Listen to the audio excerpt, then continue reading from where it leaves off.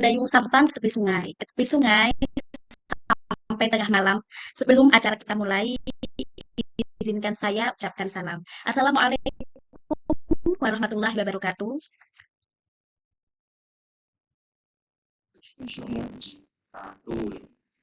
A'udzubillahiminasyaitonirrajim. Bismillahirrahmanirrahim. Alhamdulillahirabbil alamin. Wassalatu wassalamu ala sayyidil anbiya'i wal mursalin wa ala alihi washabihi ajmain amma ba'du. Yang terhormat Bapak Kepala SMK Negeri 2 Jepara, yang terhormat Bapak Eko Prasetyo SPD selaku Wakakurikulum dari SMK Negeri 2 Jepara, yang terhormat Bapak Ibu peserta desiminasi, hadirin yang terhormat, sebelum kita mulai acara pada pagi hari ini, marilah kita panjatkan pujian dan puji syukur kehadirat Allah Subhanahu wa taala sehingga pada kesempatan pagi hari ini kita dapat berkumpul dan mendengarkan penjelasan budaya positif yang akan disampaikan oleh rekan kita pada hari ini. Sholawat dan salam kita haturkan kepada junjungan Nabi besar Muhammad SAW yang senantiasa kita tunggu syafaatnya di yaumil kiamah nanti. Amin amin ya rabbal alamin. Pada kesempatan kali ini senang sekali saya Afrilia Ika Widanarti dari SD Negeri 1 Kedung Cino Jepara selaku moderator yang akan memandu Bapak Ibu semua dalam acara pembimbingan budaya positif di sekolah. Bapak Ibu yang terhormat, sebelum kita mulai acara pada hari ini, izinkan saya membacakan susunan acaranya. Acara yang pertama, pembukaan. Acara yang kedua, menyanyikan lagu Indonesia Raya. Acara yang ketiga, sambutan Wakakurikulum Bapak Eko Prasetyo SPD. Acara yang keempat adalah pembahasan budaya positif oleh Bapak Muhammad Saifuddin SPD. Acara yang kelima, lain-lain. Dan acara yang terakhir, Bapak Ibu sekalian, agar acara ini dapat berlangsung dengan lancar dan juga bermanfaat tentunya, marilah kita bersama-sama buka pada acara pada hari ini dengan bacaan basmalah. Bismillahirrahmanirrahim. Acara selanjutnya yaitu menyanyikan lagu Indonesia Raya. Hadirin dimohon berdiri. Indonesia tanah airku,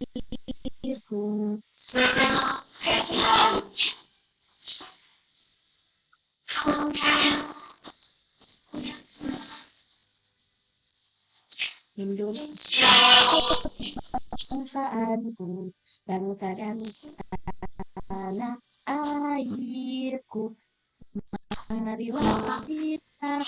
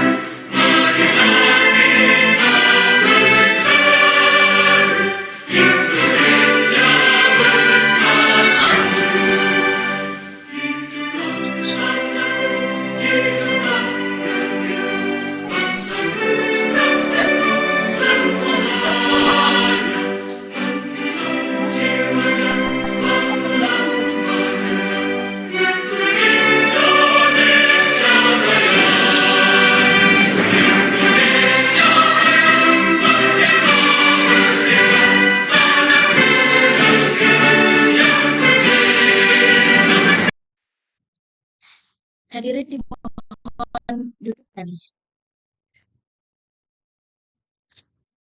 Bapak Ibu semuanya, acara selanjutnya yaitu sambutan dari Wakakurikulum Bapak Eko Prasetyo SPD. Kepada Bapak Eko Prasetyo SPD kami persilahkan.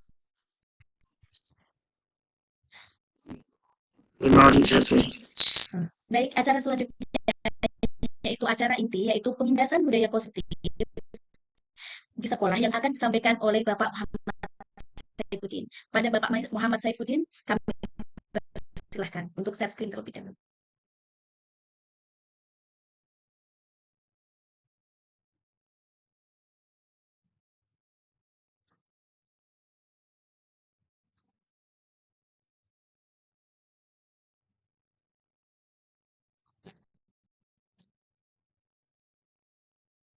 Assalamualaikum warahmatullahi wabarakatuh. Terima kasih teman-teman semua telah memberikan waktu kepada saya untuk menyampaikan pengimbasan diseminasi modul 1.4. Izinkan saya untuk memaparkan beberapa materi yang sudah saya dapatkan dalam pendidikan calon guru penggerak, dan saya harapkan ini bisa bermanfaat untuk kita semua. Oke, untuk selanjutnya, untuk materi diseminasi ini yaitu tentang budaya positif. Budaya positif dalam hal ini ada 6 kategori materi, yaitu ada disiplin positif dan nilai-nilai kebijakan universal, teori motivasi hukuman penghargaan restitusi, terus ada keyakinan kelas, kebutuhan dasar manusia, 5 posisi kontrol, dan segitiga restitusi. Untuk yang pertama yaitu disiplin positif dan nilai-nilai kebajikan universal.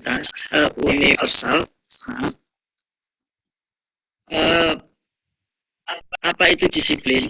Nah, nanti disiplin dari bahasa Latin yaitu disiplina, yang berarti belajar.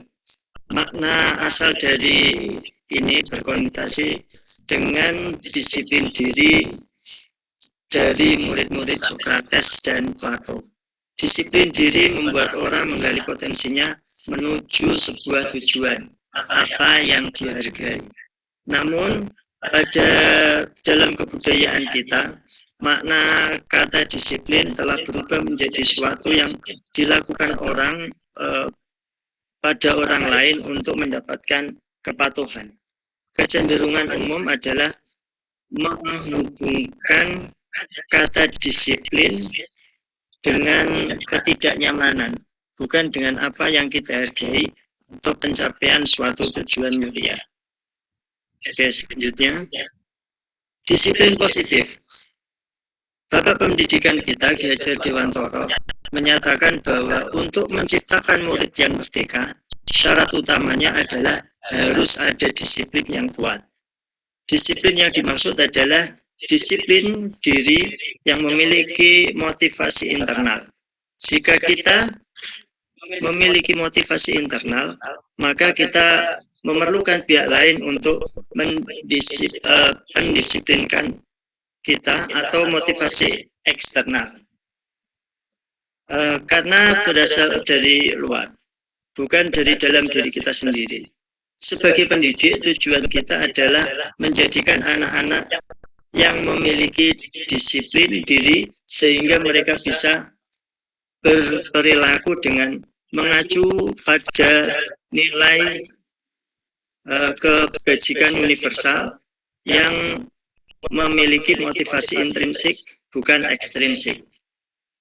Oke, selanjutnya nilai kebajikan universal. Nilai-nilai kebajikan dalam sifat-sifat positif manusia yang merupakan tujuan mulia yang ingin dicapai setiap individu. Nilai tersebut bersifat universal dan lintas bahasa, suku bangsa, agama maupun latar belakang. Setiap perilaku atau perbuatan memiliki suatu tujuan. Dengan mengaitkan nilai-nilai kebajikan yang diyakini seseorang, maka motivasi intrinsiknya akan terbangun, sehingga menggerakkan motivasi dari dalam untuk dapat mencapai tujuan mulia yang diinginkan. Selanjutnya nilai kebajikan. Nilai-nilai kebajikan setelah semuanya itu ada profil pelajar Pancasila, yaitu beriman, bertakwa kepada Tuhan Yang Maha Esa, dan berakhlak mulia, mandiri, bernalar kritis, berkebinekaan, global, bergotong royong, serta kreatif. Oke, selanjutnya teori motivasi, hukuman, penghargaan, dan restitusi.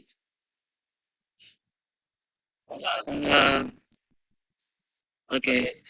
Teori motivasi perilaku manusia. Untuk menghindari kenyamanan atau hukuman. Apa yang akan terjadi apabila saya tidak melakukannya? Ini adalah motivasi eksternal. Terus yang selanjutnya untuk mendapatkan imbalan dari orang lain atau situasi apa yang akan saya dapatkan apabila saya melakukannya. Ini adalah sebuah penghargaan. Yaitu ini adalah motivasi dari luar atau eksternal. Yang ketiga adalah untuk menghargai diri sendiri. Saya akan menjadi orang yang seperti apa bila saya melakukannya. Jadi ini adalah termotivasi dari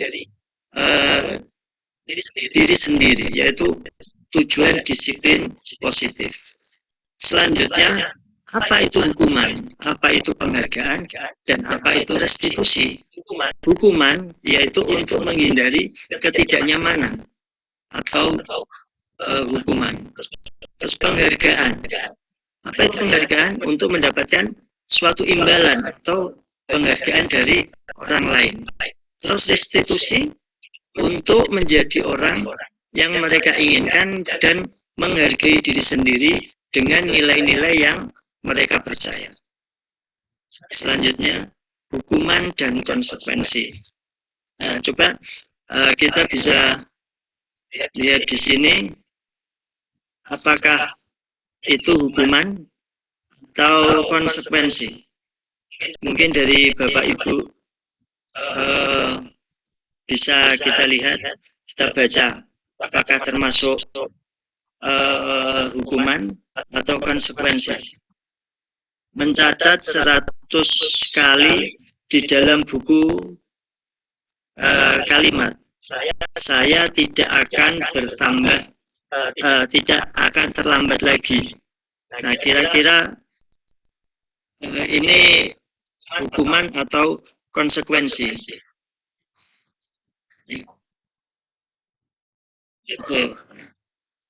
Silakan mungkin dari beberapa kalimat ini, dari penjelasan saya, bisa kira-kira ini hukuman atau konsekuensi. Menggantikan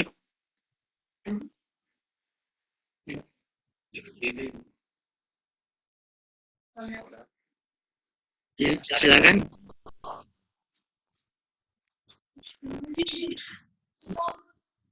Ya, terima kasih.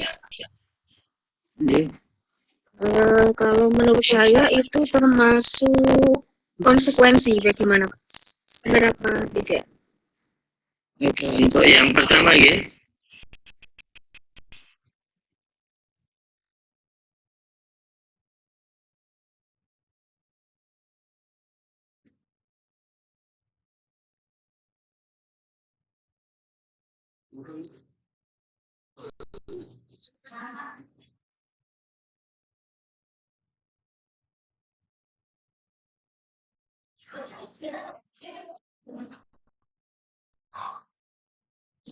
Untuk tadi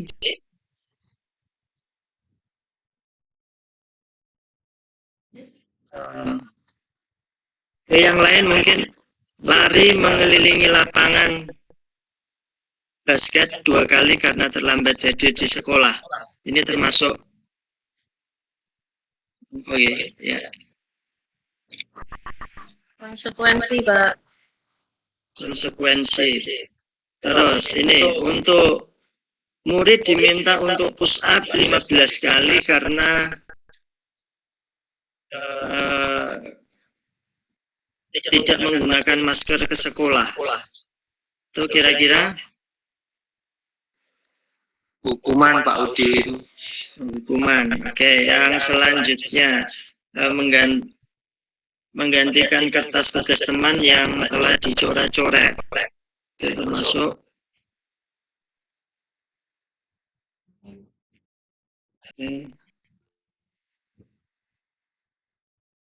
Ya, silakan Bu Ernawati menjawab. Konsekuensi, Pak. Konsekuensi. Oke, untuk selanjutnya, murid disuruh untuk mengenakan sepatu seharian di sekolah karena tidak mengenakan sepatu hitam. Nah, ini kira-kira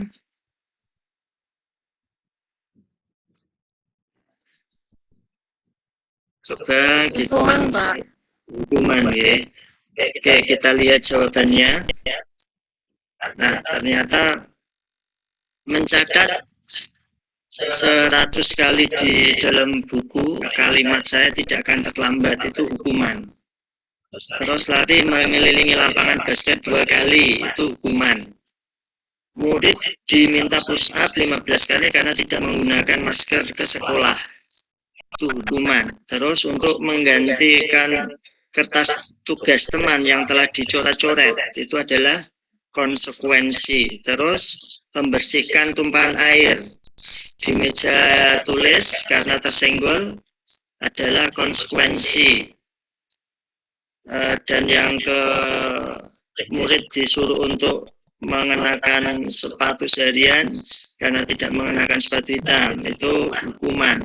Terus lari mengelilingi lapangan basket 2 kali karena terlambat 10 menit untuk pelajaran PJOK adalah konsekuensi. Terus selanjutnya, kok ini hukuman, ini konsekuensi. Mungkin ada yang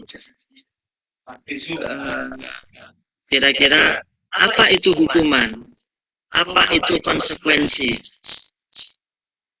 Ya, mungkin ada yang mau berpendapat. Ya, untuk hukuman, hukuman itu adalah sesuatu yang tidak terencana. Jadi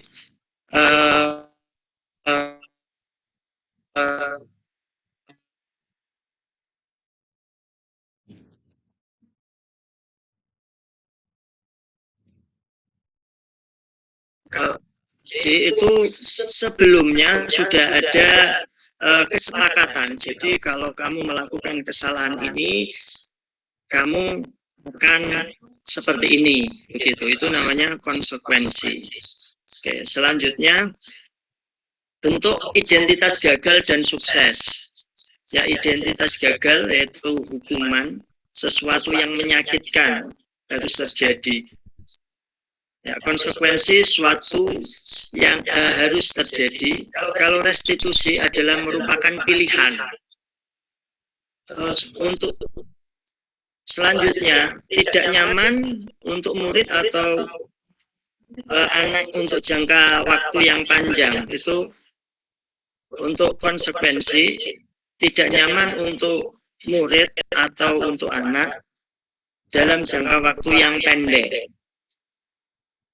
Terus selanjutnya restitusi adalah menguatkan untuk murid atau anak dalam jangka waktu panjang.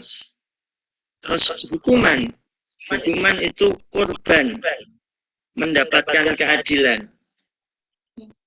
Untuk konsekuensi korban dalam tanda kutip bisa diabaikan. Untuk restitusi korban mendapatkan ganti. Murid atau anak akan tersakiti jika mendapatkan hukuman. Kalau konsekuensi, murid atau anak dibuat tidak nyaman. Selanjutnya murid untuk restitusi, murid atau anak mendapatkan penguatan. Selanjutnya, sistem tidak akan berjalan bila murid tidak takut. Untuk konsekuensi, ya, memerlukan monitoring dan supervisi terus-menerus. Ya. Selanjutnya, kalau restitusi, murid belajar bertanggung jawab untuk perilakunya. Oke, selanjutnya keyakinan kelas. Oke, sebelum saya melanjutkan ke keyakinan kelas, mungkin kita bisa ice breaking dulu. Mungkin bisa on kamera gitu semuanya.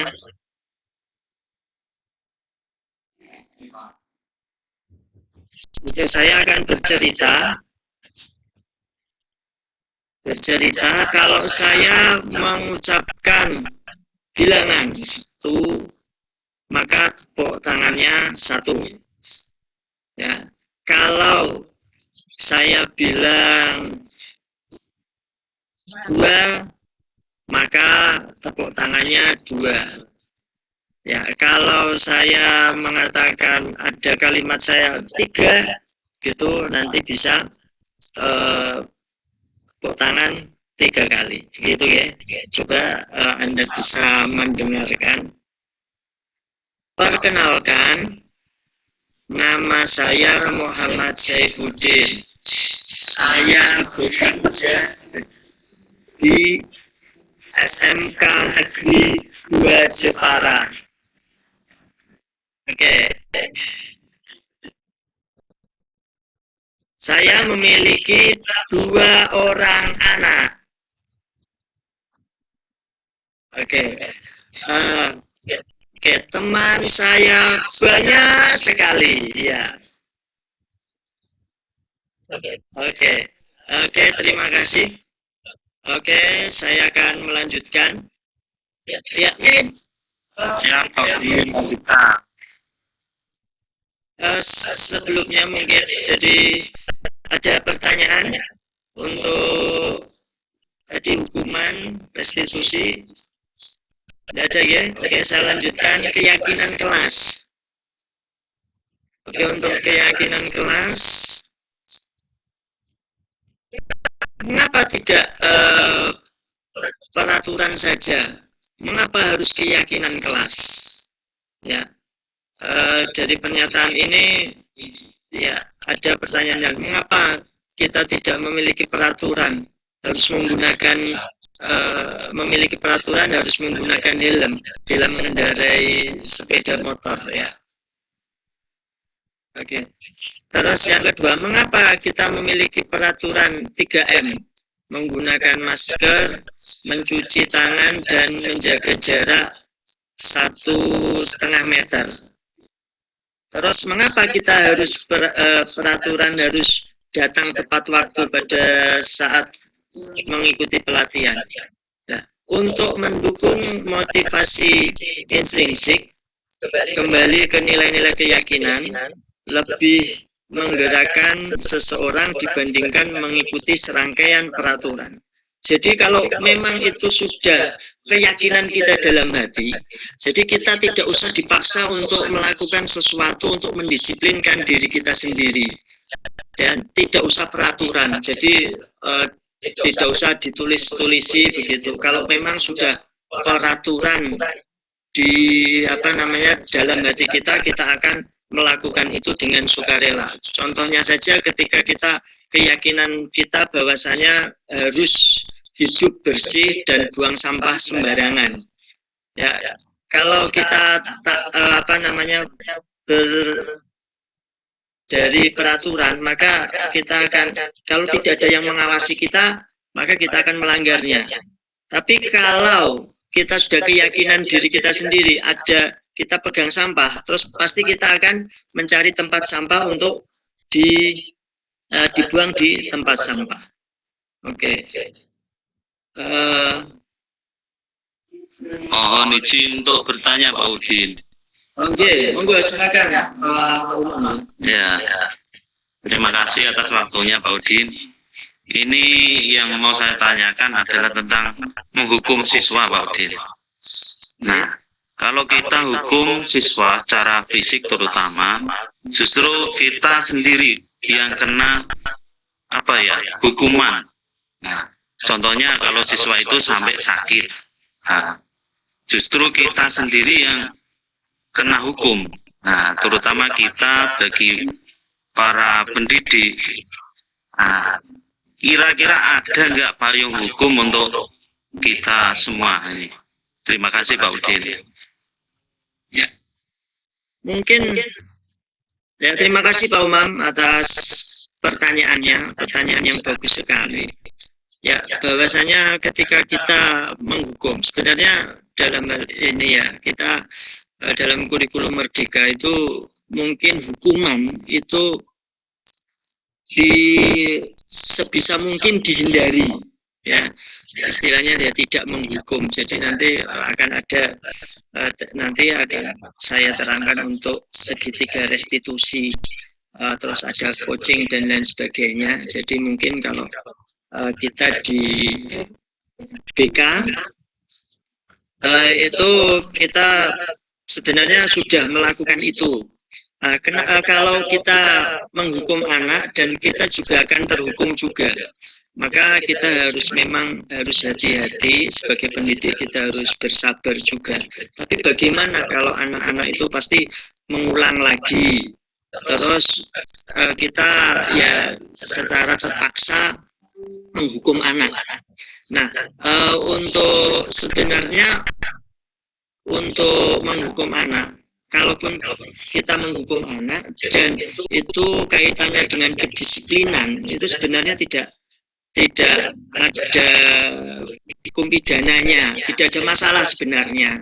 Tapi karena memang kita di TV-TV itu ya, itu memang merasa bahwasanya itu menganiaya begitu. Tapi kita yakin saja bahwasanya memang kita harus melakukan itu dan kita harus amanah dan kita memang harus istiqomah untuk itu. Ya, jadi jangan takut Pak Umam. Jadi kita punya PGRI, terus kita punya dalih yang benar dan kita memperlakukan anak dengan benar, yakinlah kita akan selamat. Gitu Pak Umar. Dan untuk terima kasih Pak Udin. Untuk yang kita bisa terhukum, ya kita memang harus hati-hati. Ya, ada banyak teknik untuk kita memperbaiki anak begitu. Itu Pak Umam. Mungkin ada yang lain yang ingin bertanya. Monggo sebelum saya melanjutkan materi sebelumnya, selanjutnya. Oke, saya akan melanjutkan. Sekejap ya.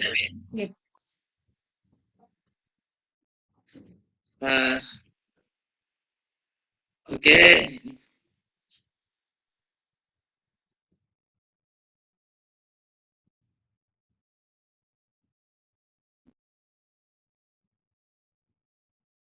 Oke, selanjutnya saya akan melanjutkan lagi.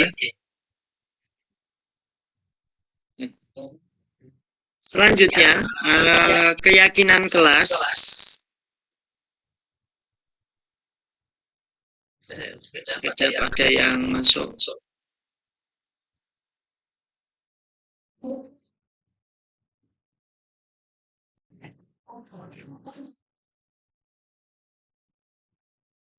Oke, saya lanjutkan.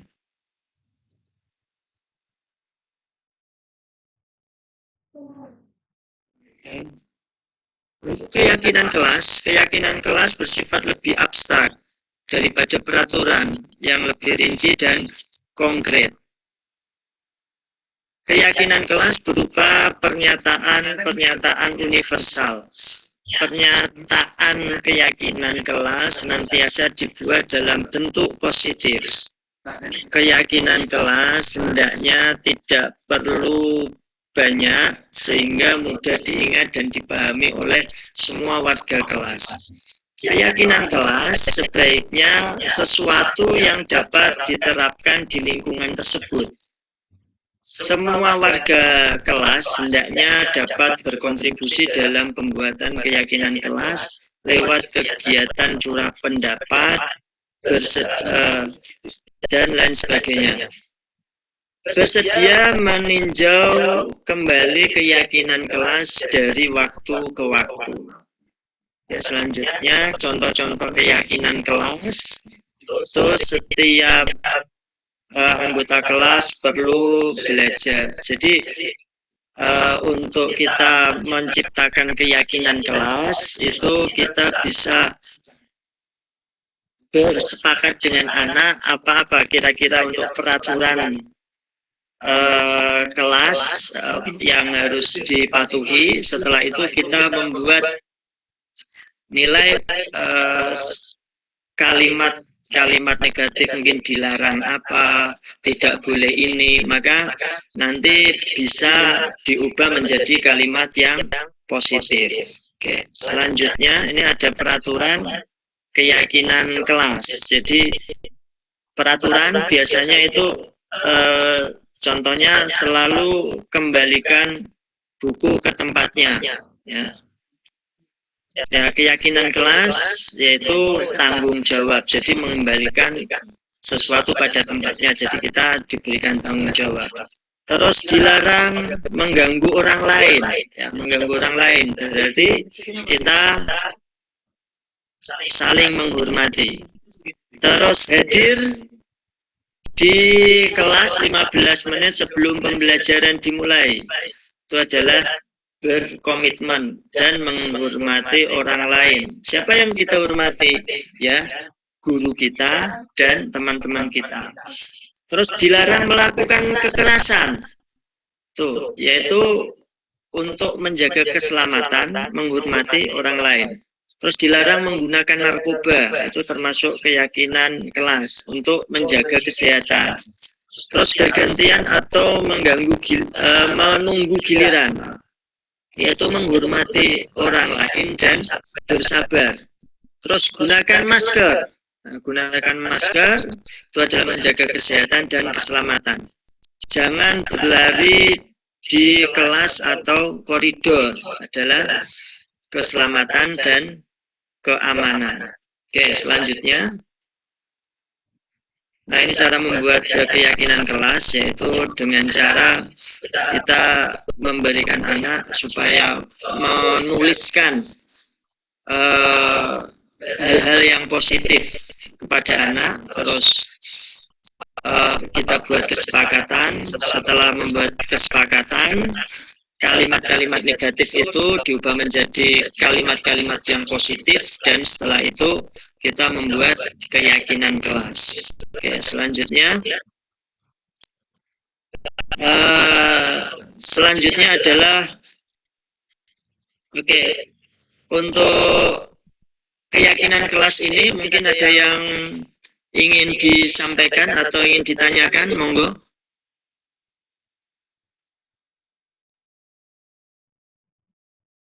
Oke, tidak ada ya. Saya lanjutkan.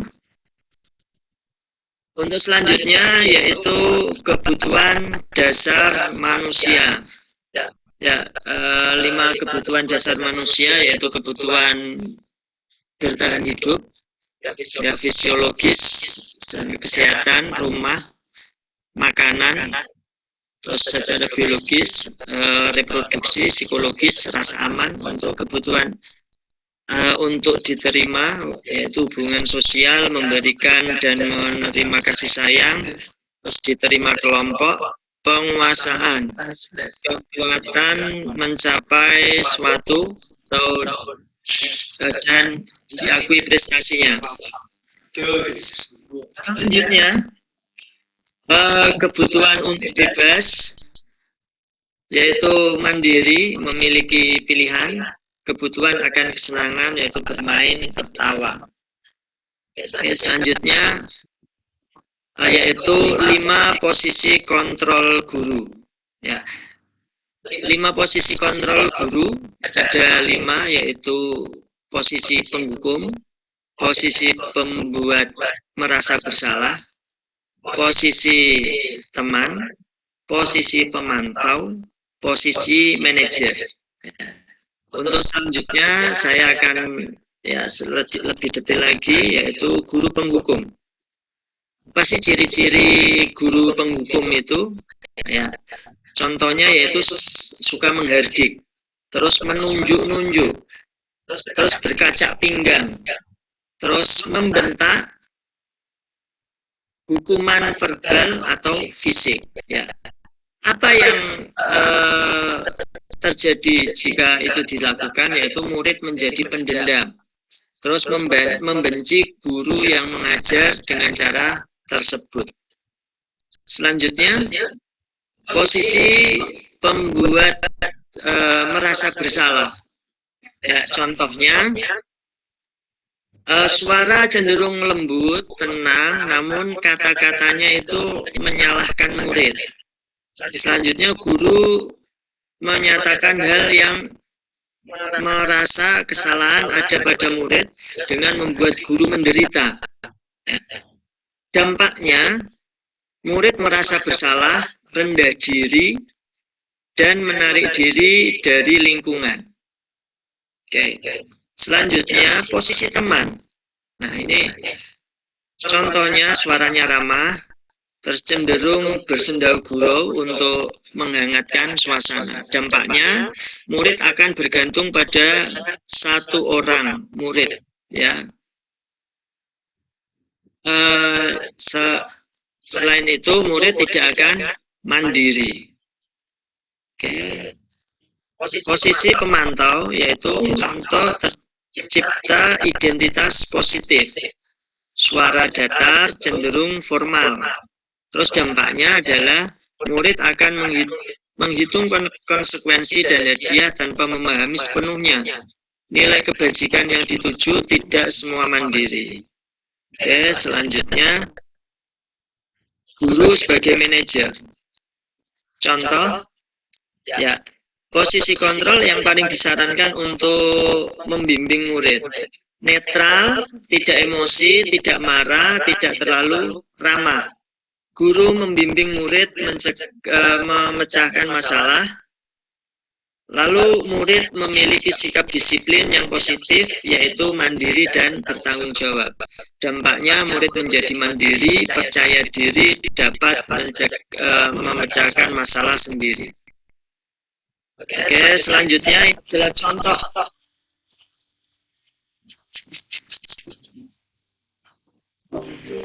Bisa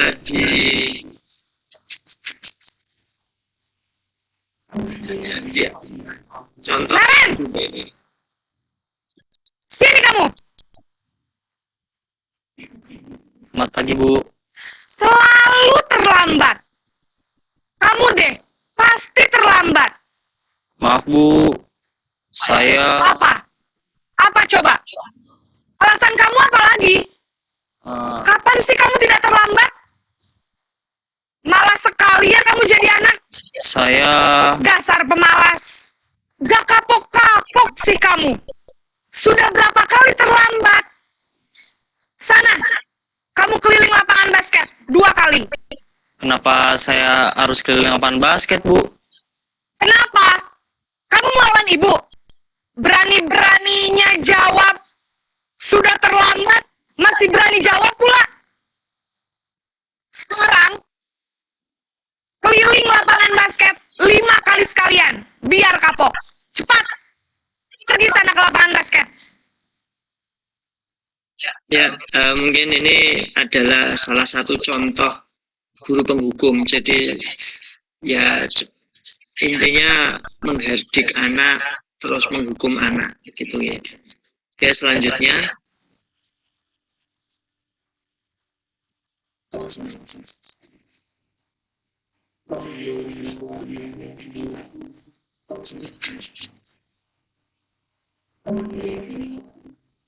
Naren!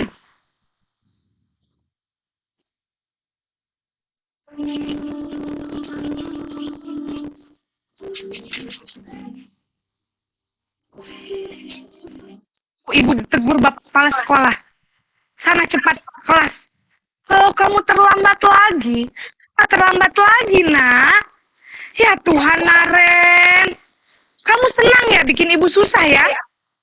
Kalau kamu terlambat lagi, nanti ibu yang ditegur bapak kepala sekolah, nak. Disangka ibu tidak bisa membina kamu.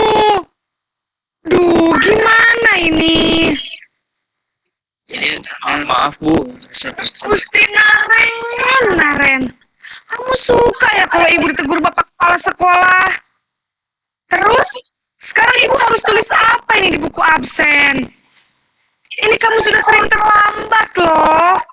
Ibu harus apa coba? Maaf, Bu. Maaf sekali. Ya sudah, lain kali jangan bikin ibu susah lagi ya, nak ya. Ibu tidak akan kuat lagi kalau kamu begini terus. Bisa jantungan kalau ibu ditegur bapak kepala sekolah. Sana cepat kelas. Maaf ya, Bu. Maaf sekali.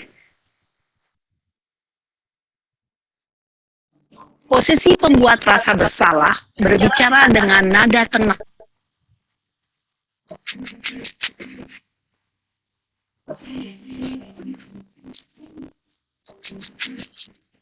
Anak yang larinya paling kencang. Kok lagi ya, sayang? Iya, Bu. Naren!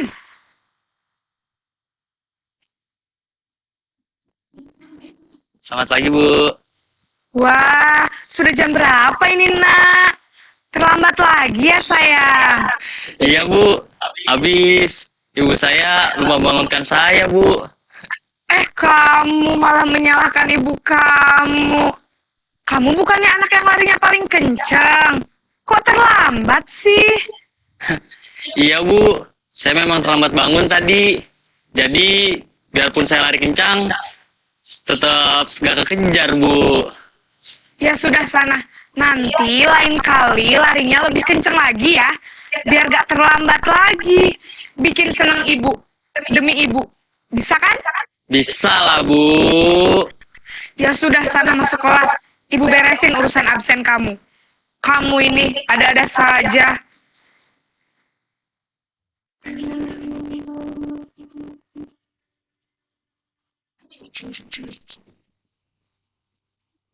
Sebagai pemantau.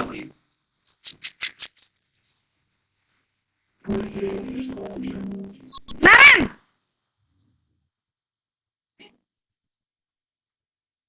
Selamat pagi, Bu. Naren, apa peraturan sekolah kita tentang jam berapa kita harus masuk sekolah, nak? Kita harus di sekolah jam 7, Bu. Iya, betul. Sekarang sudah jam 7.20. Naren sudah tahu konsekuensinya jika terlambat hadir. Paham, Bu. Saya harus tinggal kelas pas jam istirahat selama 20 menit. Iya, benar. Konsekuensinya demikian. Jadi nanti jam 9.30, pas istirahat, kamu harus tinggal di kelas, kerjakan tugas tambahan untuk ketertinggalan kamu, ya? Baik, Bu.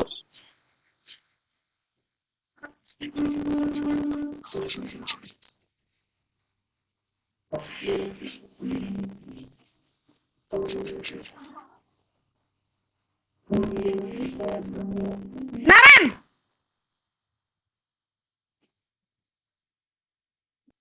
Selamat pagi, Bu. Selamat pagi, Naren. Maaf, Bu. Saya terlambat. Iya, sekolah masuknya jam 7, sekarang sudah jam 7.20. Jadi sekarang bagaimana ini, Naren? Maaf, Bu. Saya lupa setel alarm saya semalam. Baiklah, menurut kamu, keyakinan sekolah yang mana yang perlu kamu tingkatkan? Menghargai diri sendiri dan orang lain mungkin ya, Bu. Setuju. Jadi, apakah Naren meyakini prinsip saling menghormati tersebut? Iya, Bu. Saya meyakininya. Apakah Naren bersedia memperbaiki masalah keterlambatan ini? Bersedia, Bu. Bagaimana kamu akan perbaiki masalah keterlambatan ini?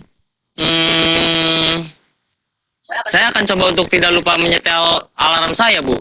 Baik, kalau Naren lupa menyetel alarm di rumah, ada orang yang kira-kira bisa bantu mengingatkan tidak? Ada, Bu. Kakak saya, Kak Ema. Ada lagi selain Kak Emma? Selain Kak Ema, ada Ibu saya. Baik, jadi yang mengingatkan Naren adalah Kak Emma dan ibu kamu ya? Kira-kira akan mulai setel alarm kapan nih Naren? Setelah pulang sekolah, akan segera saya lakukan. Baik, jadi Naren akan setel alarm untuk bangun besok pagi dan akan diingatkan oleh kakak dan ibunda Naren ya. Ada lagi yang mungkin perlu dilakukan Naren? Agar tidak terlambat bangun lagi. Tidak ada, Bu. Baik Naren, terima kasih untuk kerjasama kamu. Sekarang kamu perlu kembali ke kelas untuk belajar. Baik, Bu. Terima kasih.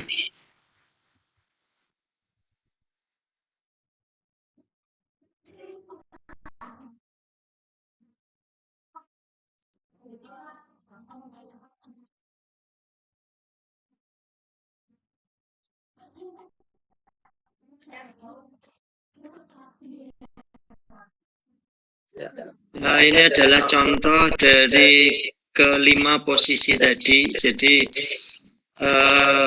ada beberapa posisi. Kira-kira kita selalu di posisi yang mana? Ya, sebagai guru kita bisa melihat posisi kita. Mungkin dari apa yang sudah ditayangkan di sini, ada yang ingin disampaikan atau mungkin ada pertanyaan, monggo silakan.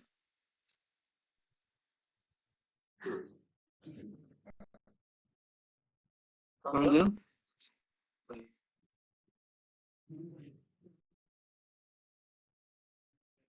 Ya, pertanyaan?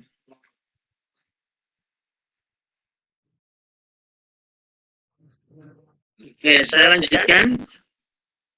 Nah, ini adalah 5 posisi kontrol tadi. Ini adalah rangkuman dari yang tadi. Terus selanjutnya, nah segitiga restitusi. Nah, apa itu segitiga restitusi? Segitiga restitusi adalah proses menciptakan kondisi bagi murid untuk memperbaiki kesalahannya, sehingga karakter mereka lebih kuat ketika kembali pada kelompoknya. Nah, ini 3 tahapan segitiga restitusi, yaitu membuat menstabilkan identitas, yaitu membuat kesalahan adalah bagian dari proses pembelajaran. Terus menggeser identitas murid dari gagal ke sukses. Terus jangan mengkritik murid yang mengalami identitas gagal. Ya, ajukan pertanyaan, yaitu membuat pertanyaannya, membuat kesalahan suatu yang wajar. Ya, ini terus manusia tidak ada yang sempurna. Kita bisa memperbaiki kesalahan ini. Saya tidak menanyakan kesalahan. Tetap fokus memperbaiki masalah ini. Selanjutnya, apakah saat ini kamu telah menjadi orang yang baik bagi dirimu sendiri? Jadi, untuk tahapan menstabilkan identitas, kita bisa mengajukan pertanyaan 5 pertanyaan ini. Oke. Selanjutnya, validasi tindakan yang salah, yaitu berprinsip bahwa setiap perilaku berupaya memenuhi suatu kebutuhan. Guru bergeser dari pemikiran stimulus respon ke proaktif, mengenali dan mengakui kebutuhan murid. Terus pertanyaan yang bisa diajukan ke anak, yaitu apakah kamu bisa saja bertindak gegabah lebih dari ini? Kamu bukan melakukan tanpa suatu alasan. Kamu melakukannya karena mempertahankan suatu yang penting. Kamu bisa mempelajari perilaku baru lebih efektif. Bersediakah kamu mempelajarinya? Ya, jadi untuk validasi tindakan kita bisa pernyataan-pernyataan yang bisa kita ajukan ke anak. Selanjutnya menanyakan keyakinan. Ya. Teori kontrol menyatakan bahwa pada dasarnya kita termotivasi secara intrinsik saat perilaku divalidasi dan identitas sukses telah stabil, maka murid siap mengkaitkan dengan tindakan yang salah. Terus pertanyaan yang bisa diajukan yaitu sebagai anggota kelas, apa yang kamu yakini? Mungkin pertanyaan yang kedua, nilai-nilai apa yang telah disepakati? Ketiga, seperti apa gambaran kelas ideal bagi kamu? Kamu ingin menjadi orang seperti apa? Jadi untuk menanyakan keyakinan, kita bisa mengajukan pertanyaan 4 pertanyaan ini. Oke, selanjutnya ini adalah contoh pelaksanaan segitiga restitusi yang sudah saya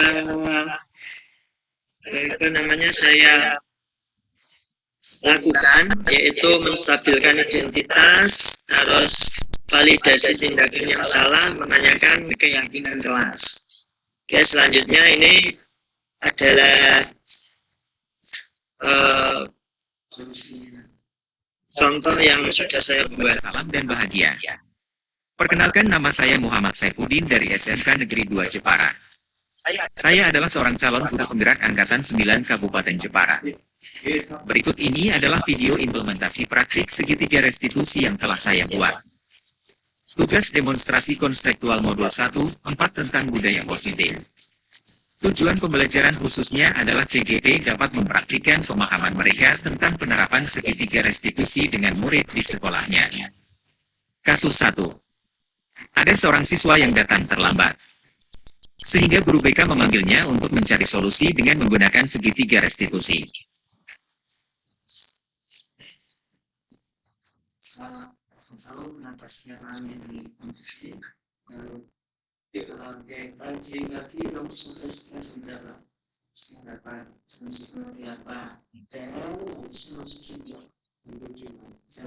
Artinya bahwa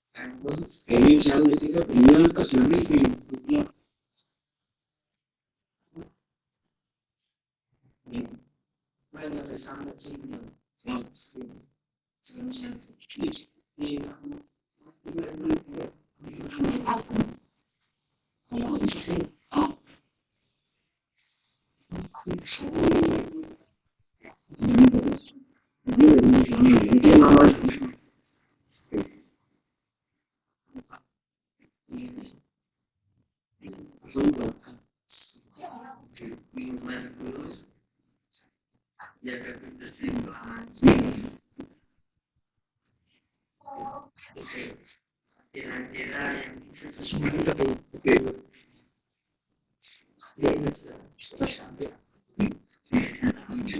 sesuai yang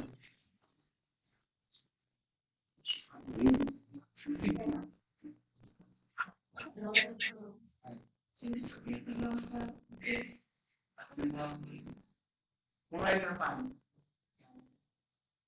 Baik itu mulai besok. Oke, sambil sanggup. Oke, terima kasih atas kesempatan. Semoga bisa menjadi ya. Oke, saya kira cukup sekian. Silakan kamu kembali ke kelas. Terima kasih. Kasus 2. Ada seorang anak yang bolos atau tidak mengikuti pelajaran dari jam pertama hingga jam terakhir dikarenakan malas dan bosan di sekolah. Sehingga guru BK mempraktikkan segitiga restitusi untuk mencari solusi atas permasalahan yang dihadapi oleh siswa tersebut. Gimana? Kamu tahu? Oke, menurut aku itu kemarin tidak diangkat. Ya, kenapa kamu tidak diangkat? Berarti kamu dari rumah berangkat.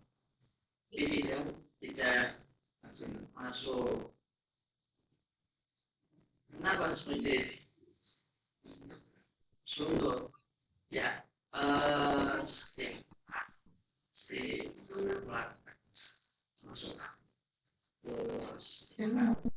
Terus kenapa kok sungguh?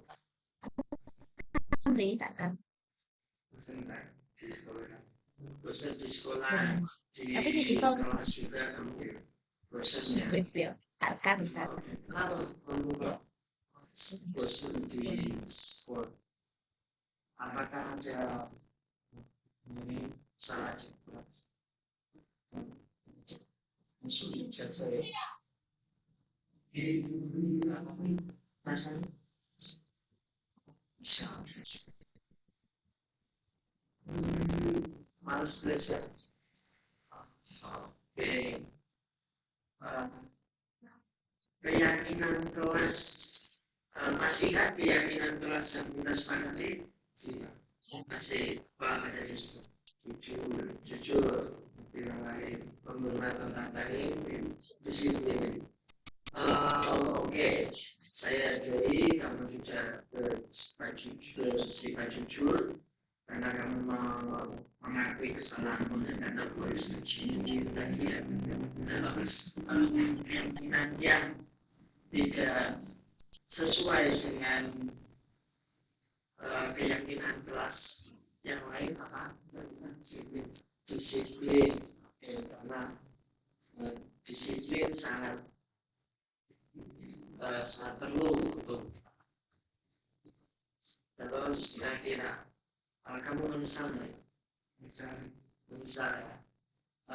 Untuk memperbaiki kesalahanmu itu kira-kira apa yang kamu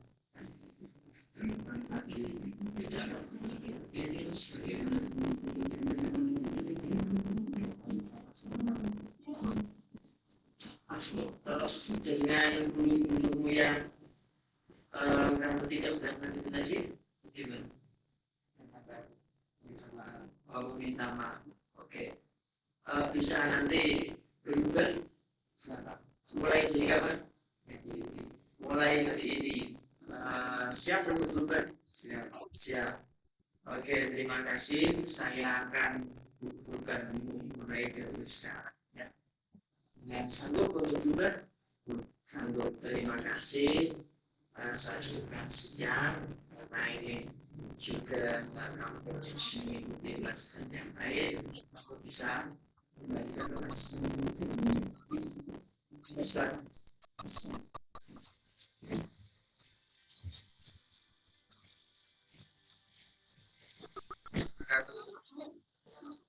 Anak siswa serta dua Jepara telah saya bimbing oleh Bapak Saifuddin memakai segitiga restitusi, saya menjadi semakin terbuka dan lebih bertanggung jawab dengan apa yang saya kerjakan.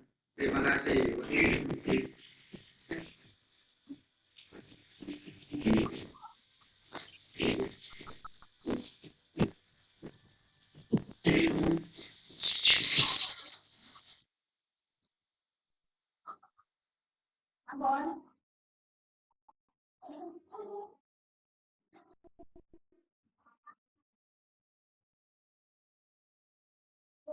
Itu adalah salah satu praktek saya, praktek baik. Mungkin masih banyak ketidaksempurnaan, maka saya berusaha untuk membuat lebih baik lagi.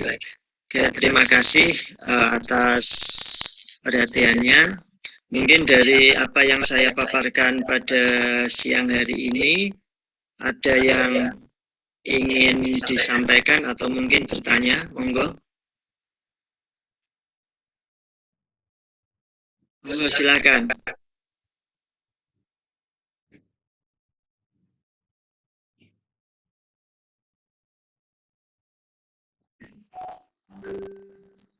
Ya, silakan Pak. Ya, terima kasih Pak atas waktunya. Dari pemaparan yang Bapak paparkan tadi, itu kan membahas tentang hukuman dan konsekuensi ya Pak ya. Ya, ini yang saya tanyakan itu berhubungan dengan ketika pelaksanaan pembelajaran di kelas. Ya, ada seorang siswa, dia sudah tahu bahwa kalau sama teman itu harus menggunakan bahasa yang baik dan benar. Ya, dalam hal ini dengan era globalisasi yang seperti sekarang dan media sosial yang begitu cepat ya Pak ya, itu ketika ada temannya yang berbuat usil, itu terus akhirnya temennya nggak terima, terus ketika itu tidak terima langsung mengucapkan kata-kata yang kasar. Ya. Terus pada waktu dengar kata-kata kasar tersebut, ketika guru menegur atau ngasih tahu dengan nada yang tinggi, itu apakah termasuk keyakinan dalam diri seorang guru bahwa oh anak ini emang sudah kelihatannya banyak kasus makanya ngomongnya seperti ini. Ya, itu bagaimana Pak cara menyikapinya kita sebagai peserta didik, sebagai guru, itu menyikapinya seperti apa ya? Oke, terima kasih Bu Arni. Ada lagi yang bertanya Pak Uyam. Ini dijawab dulu atau ya Pak Umam mungkin, silakan Pak Umam untuk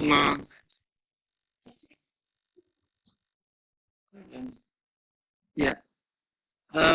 Terima kasih Bu Armi. Jadi apa yang harus dilakukan ketika ada anak yang katakanlah tidak sopan secara perkataan di dalam kelas pada saat jam pembelajaran ya, proses pembelajaran. Nah, jadi kita apakah itu sudah menjadi keyakinan kelas atau tidak ya? Kita kembali lagi ke awal tadi, keyakinan kelas adalah keyakinan yang bersifat universal dan bersifat baik. Jadi kita kalau memang itu tidak baik ya memang harus ditegur, ya kan?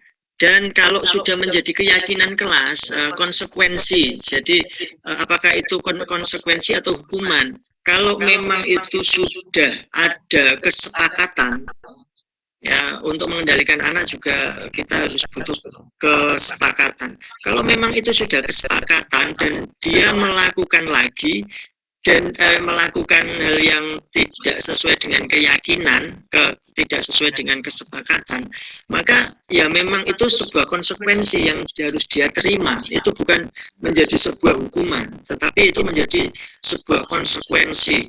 Kalau kamu melakukan hal yang seperti itu, maka akan timbul konsekuensi, kamu akan seperti itu kan ya, termasuk Bu Armi tadi membentak dalam artian memang kesepakatan kalau di suatu kelas itu meyakini bahwasanya harus berkata sopan ya, dan mereka masih melakukan hal yang tidak sopan, maka ya dengan menegur. Kalau menegur ya memang harus dengan baik, tapi karena mungkin respon karena perkataan yang tidak baik ya saya rasa itu wajar begitu.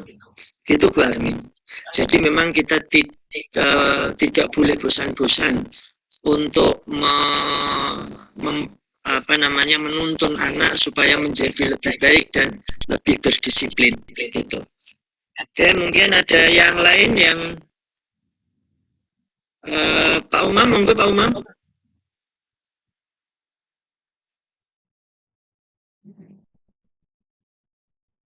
Oke.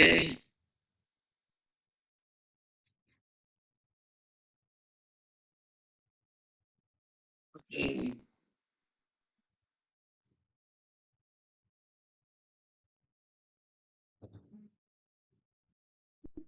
Ya. Mungkin ada yang silakan, ada yang bertanya lagi.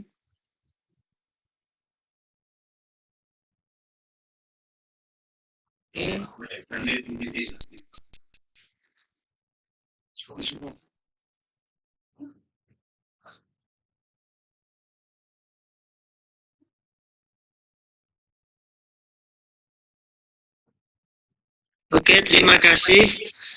Kalau mungkin tidak ada yang bertanya, ya silakan. Ada Bu Eni, silakan. Kalau bertanya silakan Bu Eni.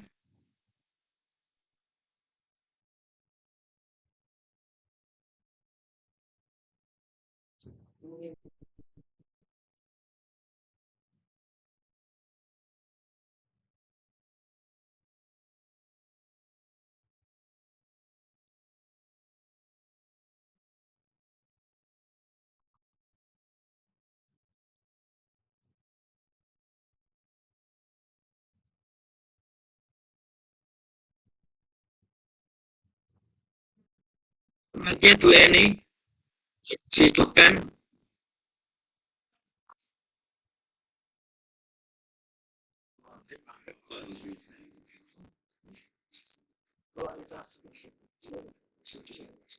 Sudah hidup mic-nya.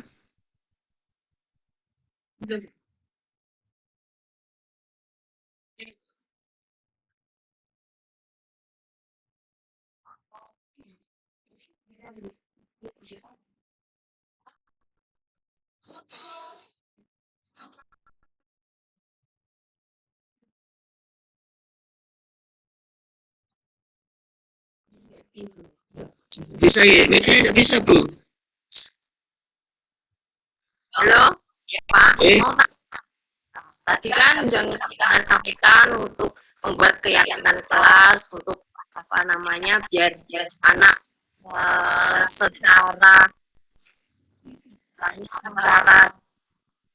dari hati untuk melakukan kesepakatan tersebut. Nah, anak-anak sekarang itu banyak sekali yang setelah tidak lanjut lagi, sudah kita tuntun untuk apa namanya untuk tidak melakukan hal tersebut, tapi diulang. Tidak itu kemungkinan kita sebagai guru kadang kan emosi. Apabila kita memberikan kayak hukuman itu boleh tidak ya Pak? Oke. Terima kasih pertanyaannya Bu Eni. Apakah dengan apa namanya anak-anak itu selalu mengulang-ulang ya perbuatannya diloke begitu nanti apa namanya lupa lagi melakukan lagi dan kita sebagai guru itu terus saking jengkelnya kita menghukum begitu ya. Jadi kalau menurut saya hukuman itu boleh tapi nanti pilihan terakhir Bu.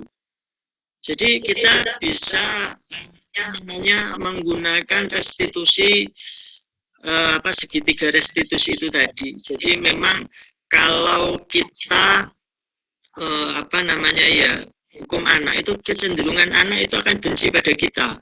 Tapi kita berikan pilihan. Ada konsekuensi tadi.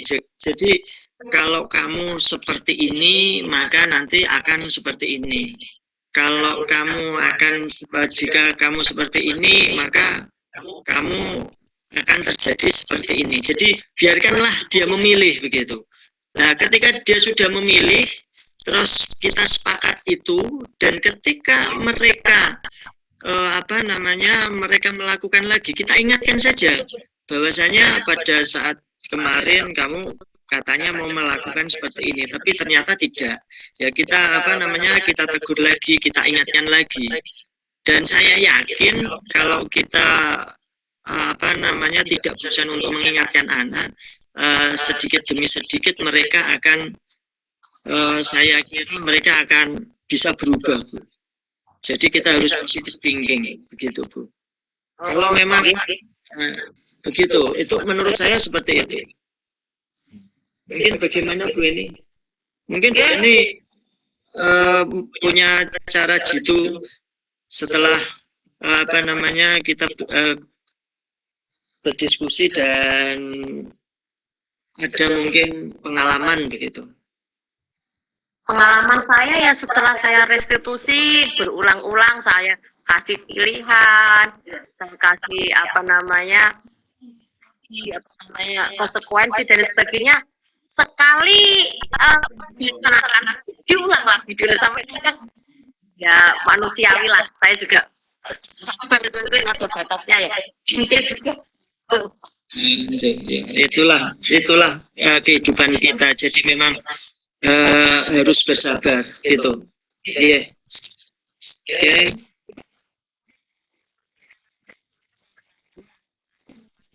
Ya. Oke, terima kasih. Terima kasih Bu Eni. Oke. Terima kasih pemaparan dari saya. Demikian dan mohon untuk refleksi, bisa memberikan refleksi setelah melaksanakan ini.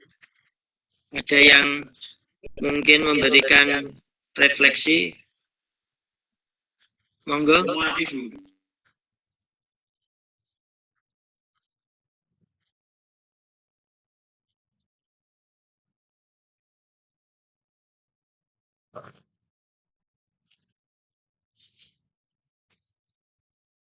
Terima kasih, monggo Pak Wahyu untuk memberikan refleksi, mungkin sepatah dua kata-kata.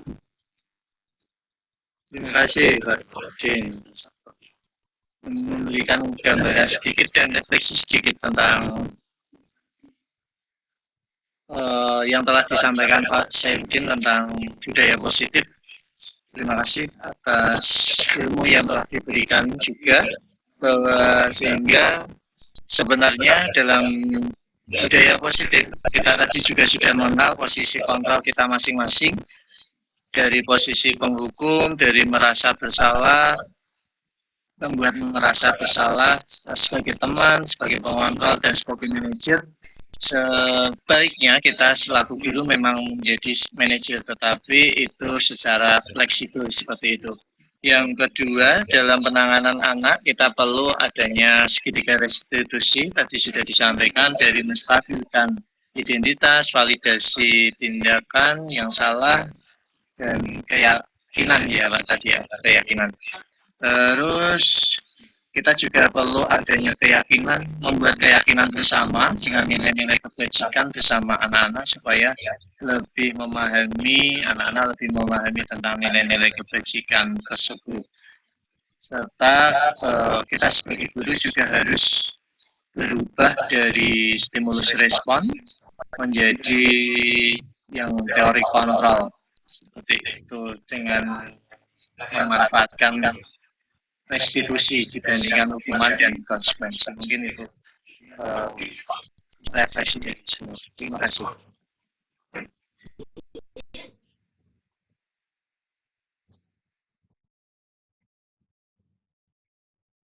Terima kasih Pak Wahyu atas refleksinya, dan semoga pemaparan ini bisa bermanfaat untuk kita semua, dan terima kasih untuk teman-teman yang menyempatkan waktu untuk mengikuti pengimbasan diseminasi budaya positif ini.